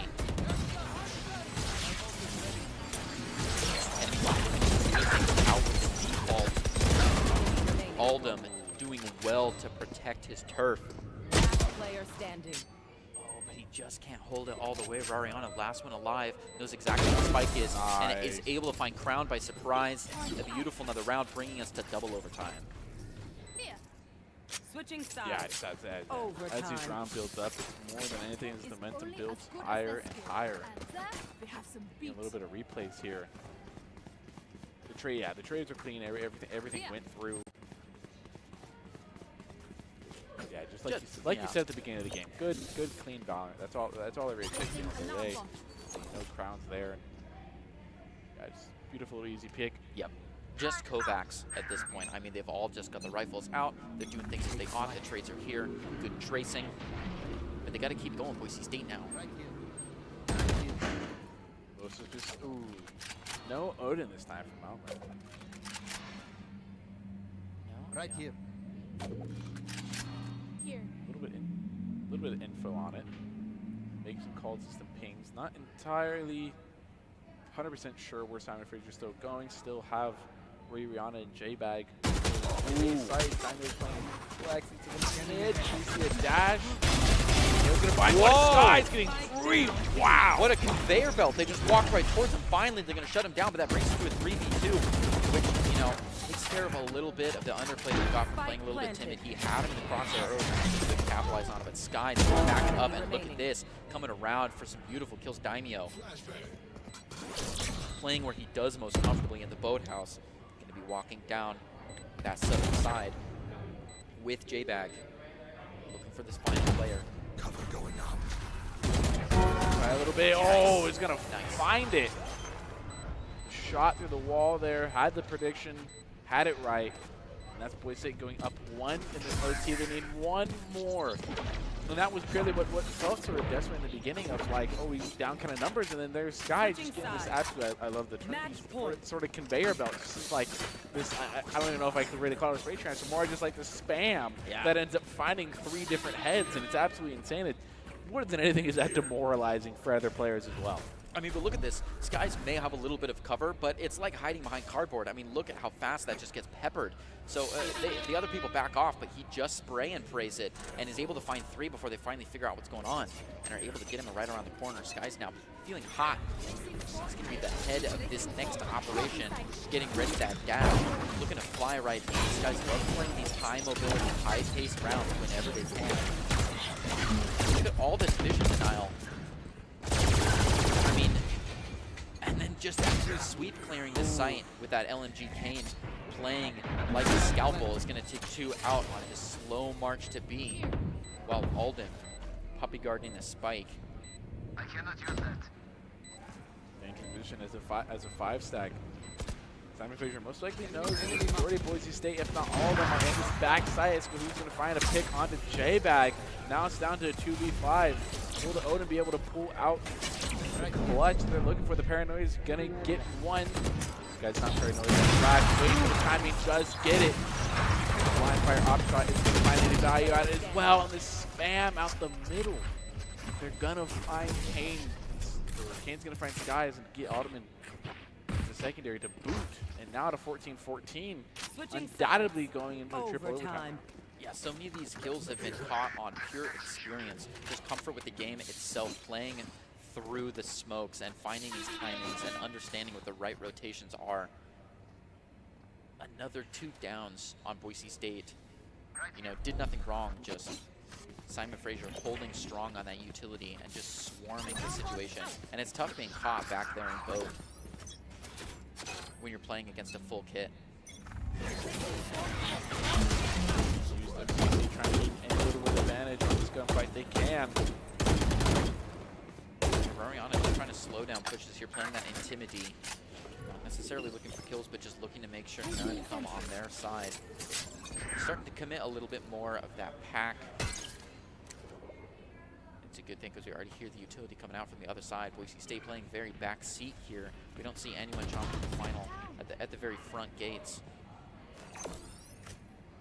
Placing swamp grenade. Ariana still feeling the pressure enough that they want to keep committing utility here. Admittedly, there is a smoke up.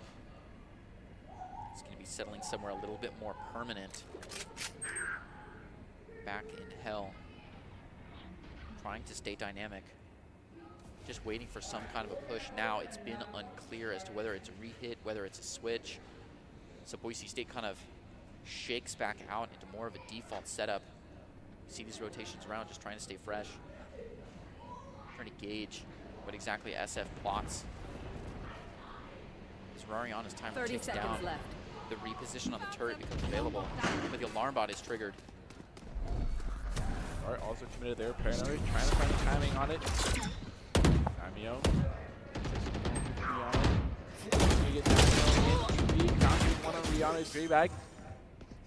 Want to do only 10 seconds left. The spike has got to go down here. It is going to go down. J-Bag going for the lineup here. He's going to be able to find it. Also has Dart available. Flash tree and is going to get it really swung by Kane. Yeah, that makes Aldum's position a little bit difficult. You can feel the pinch coming in. The desperation is serious. He's got to find somewhere safe to stay. He's looking to peek some people out. What a good timing. He's going to find one because of it. A great little click. And he's going for it. Just trying to scare people out of the corners. J-Bag is the one to watch his back. Oh, it's not enough. Kane goes flying in and catches 2 more kills. So you're telling me Kane Switching sides. got Skies and Tree went all the way around, back through Cat, back to Spawn. That's quite the commitment there, and that is quite the time because they got the pick. I was honestly expecting Heaven, and I think Aldrin was expecting Heaven as well because when they got the last pick and their immediate look was Heaven as well. Yeah, that was the direction. I mean, but he knew J-Bag came down from that direction after he got Juka, so it's a tough turnaround there. But I mean, they were just lined up. So a beautiful 4K bringing it up. Simon Frasier up a point at Boise State is going to have to hope to find a point and then win in quadruple overtime. What an epic saga. I mean, this is looking difficult. They had the advantage, you know, last overtime, but now back to playing uphill. Offense is where we started making the comeback, though. So I believe we feel a little more strong suited on our offense capability as well. It's definitely where we've had the most clutch situations happen as well for us. Making a movement, all but 4, all but 1. I'm sorry, I'm making a movement over to A. Technically, all but 4 are going to be. All but 4, yeah, are going to be. Aldum looking to make some chaos here, throwing the owl straight in. Not enough that he's willing to commit himself in his beautiful knife, but starts making the rotation across mid. Trying to have some cover here on the tree. The tree exits across Cat and Skies playing the way they are most comfortable. Just dashing from Cloudburst to Cloudburst. 30 seconds left. Checking all the typical corners, cleaning out hell, and making sure Heaven isn't too further advanced on as an early plant comes out. All 5 players of Boise State, well, the 4 that are left alive. The plant is down. KO lineup. KO. Almost finding the spam through the smoke. Isn't able to get the second though. Now it's up to Skies. Inside of Hell. Gonna have to face a 1v4. Cannot do it. Eska who's gonna get the final pick. Getting a 3-piece in this final round. And it's going to be Simon Defenders Fraser win. taking it. What a legendary final game that ended up being another Simon Fraser sort of advantage run that they got, but then inevitably Boise State kind of pulls it back and forces an overtime round as well, doing that twice basically, kind of just like on this sort of catch up, but nevertheless does it, making Simon Fraser definitely work for Ascent. So it really does make me more than anything curious what the map selection was, because that's the only piece of information I think you and me are out on. Yeah, going down in triple overtime like that. Yeah, it's insane and well far hot. The Idaho Shooting Guard is the proud supporter of the Boise State Esports. Top players are presented by Idaho Shooting Guard, who invites you to take your critical thinking skills in real time with more than 10 jobs, offering a 20K bonus and a degree of your choice paid for. The Idaho Shooting Guard is the best team out there. Reach out to them at on Twitch at iGuard Gaming. What a matchup, honestly. Just to go that far and to keep pushing it. And while the first map may have not been the most successful in terms of catching that W, but nevertheless finding the fight to get back into it more than anything, and facing Simon Fraser as well going into CEC. Wow, English. Yeah. No, more than anything, while we would love to walk away with the win, more than anything, a really good fight from the side of BSU. Definitely, and we saw a lot of dynamic change here as we just honestly got squashed in the first map, but we're able to find darn near a tie in the second one. We can only think what would have happened in map 3. And they played really well on Haven as well. Sometimes I look at our team and I see like, wow, we played really well on Haven, but I see that Simon Fraser team as well played on Haven. They not only did they have momentum, they had the economy, they had the playstyle, they had the confidence, they had everything rolling for them in that map. So more than anything, that map definitely goes out to them because they just played that so well, and more than anything. But getting into the conversation of player of the game, I feel like out of clutch potential, J-Bag and Skies are definitely on the map for it and probably are my top contenders in terms of, for me, I'm probably going to pick J-Bag just because J-Bag had the most critical moments in terms of getting 2-3 pieces that I can like frame in memory to stay there and be more important map choices. Definitely. Like I said, the anchor of the relay. Let's see who we got here. I was going to give it to Roriana if I could, but Daimyo the Viper is out here. A classy Viper. It is. With the bow tie and everything. But anything, Daimyo essentially, and these pixel peaks is more than anything. He's finally, I think it was twice. It was once in Haven and I think once in Ascent that we can remember that are just like, you got that shot, sort of, especially with the flick as well. Comfortable in strange places, definitely IGL material here. Yeah, knows exactly how long the mouse pad is. Just so good with every single pixel on screen. Yeah, some fly shots. That one. What a We're both like, what? What a duel, yeah. Yeah, that's definitely shocking though. Yes, Daimyo, the college-educated Viper, you are the ICCU player of the game. The player of the game is brought to you by the Idaho Central Credit Union, who believes a great player makes a team more successful. Just like Idaho Central's helping members achieve financial success, Daimyo is your Idaho Central Credit Union player of the game. Get right into it before we wrap up the show here tonight. Do we have, or more or less, do you have anything to finish up out with before we close out everything and go to top 5? I think you never know it. You don't know till you know. Yeah. It's not over till it's over. Even though you had like a first rough map, if you can play strong in the second one, it can still be yours. So, yeah, 100%. No, I agree more than I think. Perseverance is a virtue. Virtue, yeah, that's the word I was going to. Oh, this is fortune for some weird reason. Like I was like, that doesn't make sense. I'm looking for the right word, but nevertheless, we are going to end out on the top 5 plays of the game, which are presented to you by the Idaho National Guard, who invites you to take your impressive critical thinking skills in real time with more than 10 jobs, offering a 20K bonus and a degree of your choice paid for by the Idaho National Guard. Go ahead and reach out to them at Twitch at iGuard Gaming. As we close out here, a beautiful cast move here tonight. We're looking to catch another W tomorrow. See you later tonight. Enjoy the top 5s.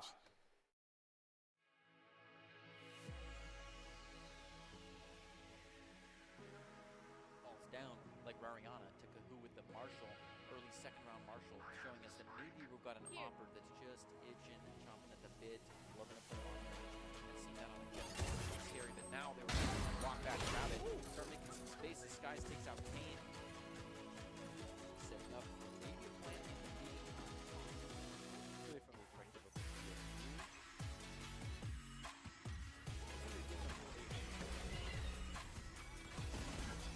right, already seen a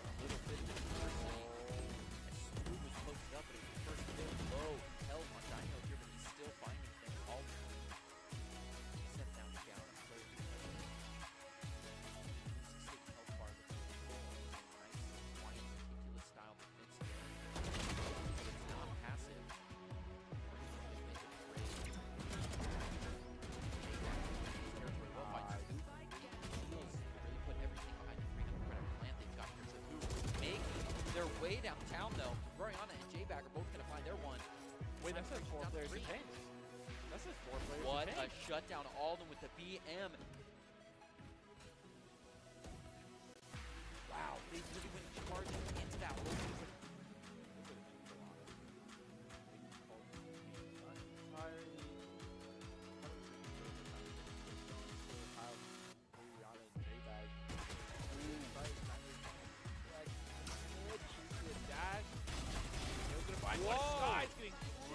Wow. What a conveyor